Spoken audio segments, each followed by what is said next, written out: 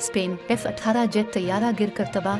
Video viral. Jet तैयारा एक flying नुमाइश के लिए तरबियती परवाज पर था। Media reports. स्पेन के दारुल हुकूमत मैड्रिड में F-18 जेट तैयारा गिरकर तबाह हो गया। गैर मुल्की मीडिया के मुताबिक जेट तैयारा एक फ्लाइंग नुमाइश के लिए तरबियती परवाज पर था, जो ज़मीन से टकराते ही आग के शोलों में तब्दील हो गया।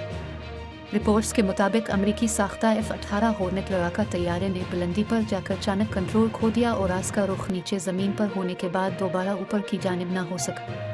जबकि स्पेन की वजारत दिफा ने सोशल मीडिया पर बयान जारी करते हुए बताया है कि हादसे में पायलट महफूज रहा है, जिसे अस्पताल मुंतकिल कर दिया गया है और उसकी हालत खतरे से बाहर।